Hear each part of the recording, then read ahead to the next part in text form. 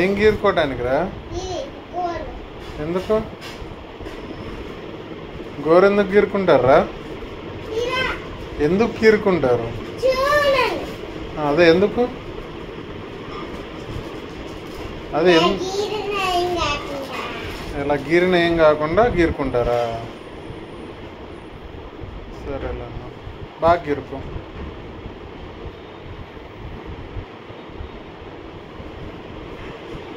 దాన్ని nails file చేసుకోవడం అంటారు, ఫైలింగ్ ఆఫ్ నెయిల్స్. ఓకే.